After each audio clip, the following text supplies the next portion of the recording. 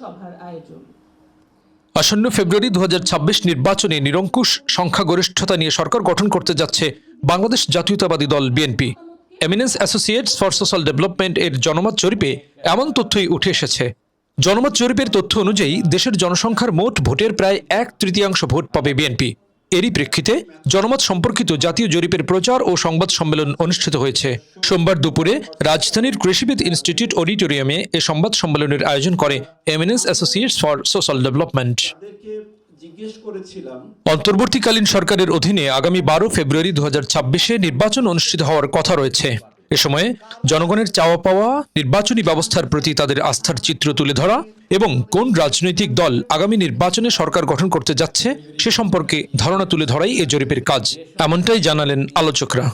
এবং intention to ভোটের ক্ষেত্রে ঢাকায় দেখা যায় যে 69% বিএনপির জন্য, এবং পারসিভড যেটা বলা হচ্ছে যে উইনার ক্যান্ডিডেট কারা হবে সেখানে বিএনপির প্রতি বেশি দেখা যায়, এবং এক্সপেক্টেড গভর্নমেন্টও দেখা যায় যে 74%-এর মতন আপনার বিএনপির পক্ষে মতামত আসে। আমরা যখন এটা চট্টগ্রামের দিকে তাকাই আমরা একই রকম রেজাল্ট পাই, এবং কিন্তু ইন্টারেস্টিংলি এখানে আমরা বিএনপির জন্য ইন্টেনশন টু ভোট দিতে চাচ্ছে এটা 74%-এর মতন আমরা পাই। অন্যান্য গ্রাফিক্যাল যে প্রেজেন্টেশনটা আছে সেটা ক্ষেত্রে আমরা বিএনপিকে এখানে অনেক বেশি significantly higher compare to the অন্যান্য পার্টির ক্ষেত্রে দেখা যায়। ক্যালকুলেশনে around 25% voter they intended to give vote for the Jamaat Islami, এবং এখান থেকে দেখা যাচ্ছে 60%-এর মতন ভোট তারা দিতে চাচ্ছে হলো বিএনপিকে, আর 15%টা যেটা 15%টা অন্যান্য দল ইনক্লুডিং ইন্ডিপেন্ডেন্ট ক্যান্ডিডেটকে ভোট দিতে চাচ্ছে। যেহেতু এবার আওয়ামী লীগ নাই সেহেতু সেই জায়গাটায় একটা বড় যে ট্রেন্ডটা চেঞ্জ হচ্ছে আওয়ামী লীগ না থাকার ফলে, সেটা একটা খুব ইন্টারেস্টিং একটা ফাইন্ডিংস আপনাদেরকে আমরা এখানে উপস্থাপন করলাম। তাহলে আমাদের একটা সামনের দিকে যাচ্ছি, অর্থাৎ যারা গণতন্ত্রায়ন চান আবার নির্বাচন চান না, এইরকম একটা ধাঁধা যারা তৈরি করেন সেই ধাঁধাদের কাছে কিন্তু একটা বড় রকমের ধাক্কা হিসেবে লাগছে।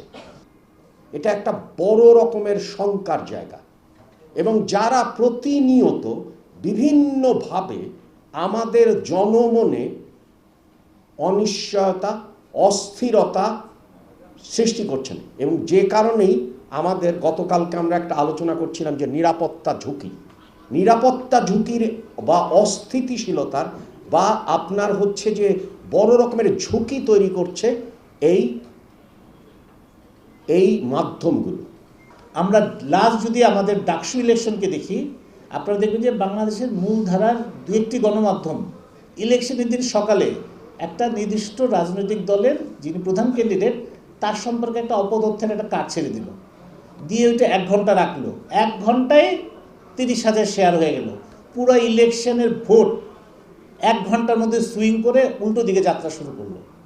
তারপর তারা একটা দুঃখ প্রকাশ করলো, করার পরে কিন্তু ততক্ষণে ভোটের কাজ শেষ।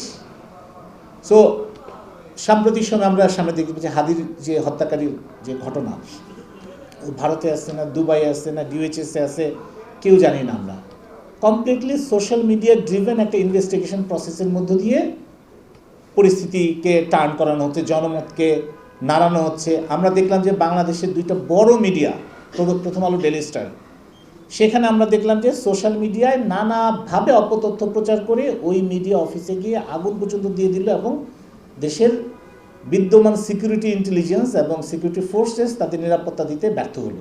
এইরকম একটা পরিস্থিতিতে ইভেন যারা অনেস্টলি মিডিয়া হিসেবে কাজ করতে চাচ্ছে তাদের জন্য একটা, আমি বলবো যে নানা ধরনের ট্র্যাপ এবং রিস্ক তৈরি হচ্ছে বাংলাদেশে। জনপ্রিয়তার দিক থেকে দ্বিতীয় অবস্থানে রয়েছে বাংলাদেশ জামায়াত ইসলামী। তালিকায় পরবর্তী অবস্থানে রয়েছে ইসলামী আন্দোলন বাংলাদেশ এবং অন্যান্য ছোট দল বা জোট। দেশের বিভিন্ন প্রান্তের এবং বিভিন্ন পেশার মানুষের মতামতের ভিত্তিতে এই ফলাফল তৈরি করা হয়েছে।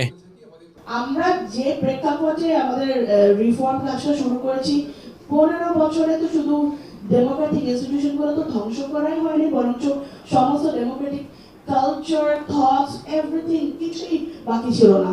তো সেরকম একটা প্রেক্ষাপট থেকে শুধু ভোটার অধিকার না, ভোটার অধিকার গণতন্ত্র পুনর্বাসন এবং অন টপ অফ দ্যাট রাষ্ট্র মেরামত, তিনটা ক্যাটাগরিতে আমাদেরকে বিভিন্ন রিফর্ম চিন্তা করতে হয়েছে। তো আমরা 18টা নির্বাচনী ক্যাটাগরিতে প্রায় 250টা সুপারিশ দিয়েছি, কিন্তু সবার মানে বোঝার জন্য আমরা তিনটা ক্যাটাগরিতে আমাদের বেসিক্যালি নির্বাচনী সুপারিশগুলোকে ভাগ করা যেতে পারে। প্রথম ক্যাটাগরি হচ্ছে কি, যে সুপারিশগুলোকে বাস্তবায়ন করার জন্য সংবিধান সংস্কার দরকার, এবং এগুলোর বেশিরভাগই আপনারা দেখেছেন ঐক্য কমিশনে রাজনৈতিক দলরা ডিসকাস করেছে। এগুলো হচ্ছে এই রিফর্মগুলো বাস্তবায়ন করার জন্য আপনার সংবিধান সংস্কার দরকার।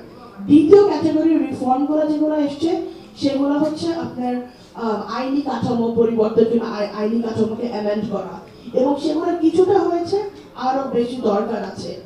ভোটের হার, রাজনৈতিক দলগুলোর অবস্থান, সংস্কারের প্রভাব, আইটি সাপোর্ট, ব্যালট নিয়ন্ত্রণ এই বিষয়গুলো বিশেষ গুরুত্ব দিয়ে তুলে ধরা হয় এই জনমত জরিপে। সংবাদ সম্মেলনে ঢাকা বিশ্ববিদ্যালয়ের শিক্ষকবৃন্দ, সরকারি হাসপাতালের চিকিৎসকবৃন্দ, গণমাধ্যম ব্যক্তিত্ব সহ এমিনেন্স অ্যাসোসিয়েটস ফর সোশ্যাল ডেভেলপমেন্টের কর্মকর্তারা উপস্থিত ছিলেন। উপস্থিত সহ আলোচক হেমায়েতুল্লাহ নূর, মেডিকেল পোস্ট, ঢাকা।